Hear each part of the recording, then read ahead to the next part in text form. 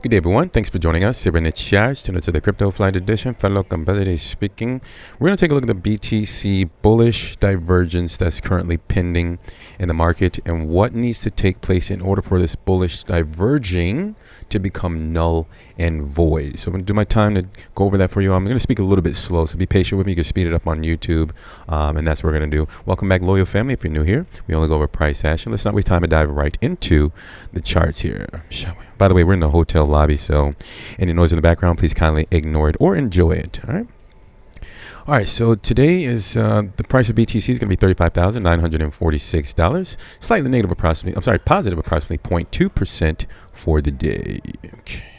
All right, welcome back, everyone. ASMR Interesting Analysis. Here is the chart. All right, perfect. So, ladies and gentlemen, I want to, again, go through this as thoroughly as I possibly can. So, the bullish divergence pending means that it has started, okay? And again, to make this null and void, let me pull up the RSI so we're all clear about the bullish divergence that has started, okay? If you notice on the RSI down here, we're getting higher lows, okay? Low, and then you got a higher low, higher low, right? On the RSI, and it's still above this ascending line, okay? So to make this null and void, the first thing, well, I guess one of the things that will need to happen in conjunction with the price action, well, the RSI will need to break down below the ascending line that has started diverging, okay? So if you get a breakdown below that level, that'd be the first thing to make this null and void. So the reason that I'm still saying that BTC is going to go up, is because the bullish divergence has started. Of course, with the price action here, you can see the descending line.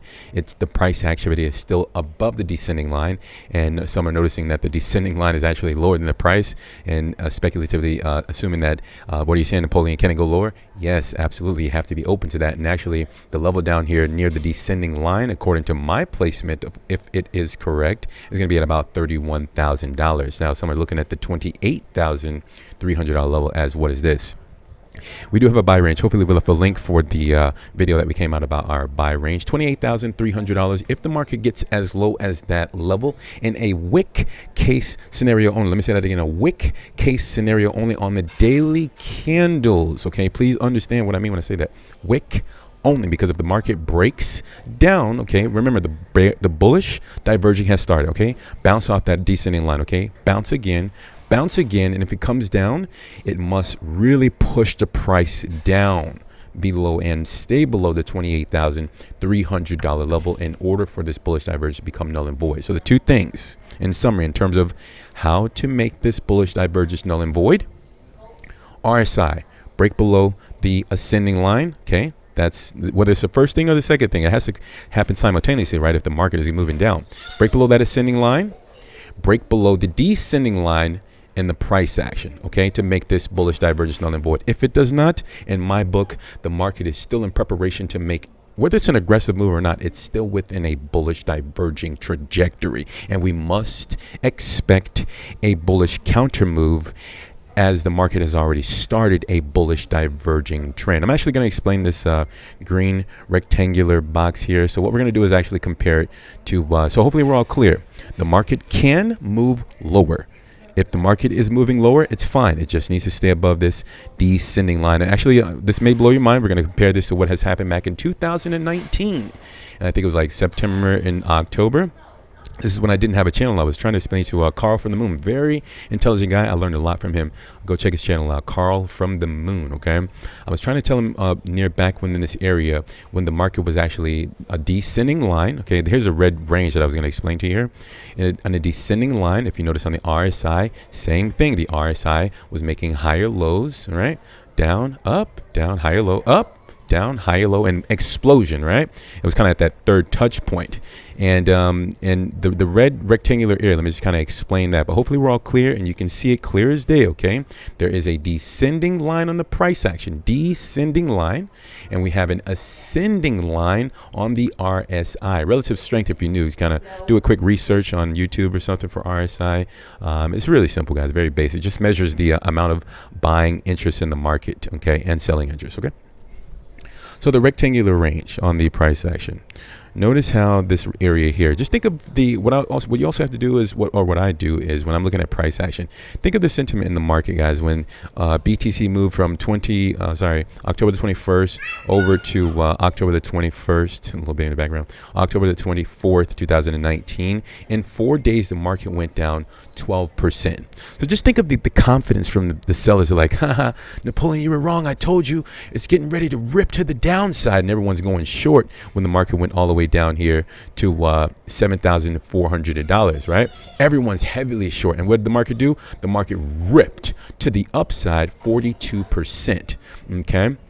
As the market was diverging in the RSI comparison to the price action. This will probably be one of those situations where someone will say, oh, no one could have predicted this would happen. No one could have seen this coming. When yeah, actually, if you back out a bit and just take a look at the technicals, it's not everything, but it can be used.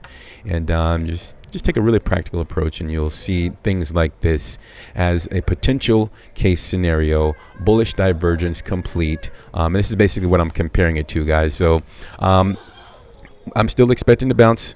Please understand that the market has to move substantially lower than $28,000 in order for this to become null and void. This is a bullish diverging trend that is pending. If you are short the market out there, good luck to you there. Maybe you have more room to go down, but just understand what you guys have to do in order to make this truly be a sustainable move down, okay? To really maximize on those positions that you're putting against BTC to the downside. That pretty much wraps up the video, guys. The technicals are over, but I guess to ramble a little bit, guys, and let everyone know that I'm no permable, guys. We are invested in BTC. I know I say this on every video, but some people are new.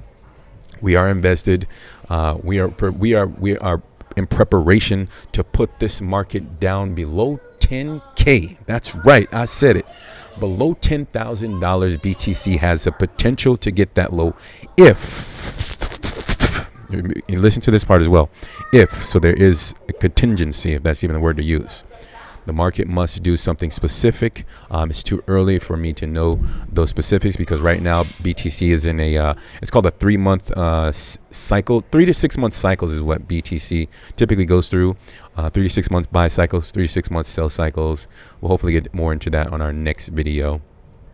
But that's it, guys. The market is still in preparation. So that's all I have for this video. Hopefully this was useful. Leave an appropriate thumb just below the video if you enjoyed the content. Leave a comment so that the YouTube algorithm pushes Bitcoin video out there to the investors. Also, if you're new, before you go, we covered the traditional stocks. If you're into that, 7 days a week, come and join us here on this interesting journey. We'll see that information when it is available. Take a sip of water. All right, guys, thanks for listening to the end and being patient with the noise in the background. I appreciate that. We'll talk very soon, and bye for now.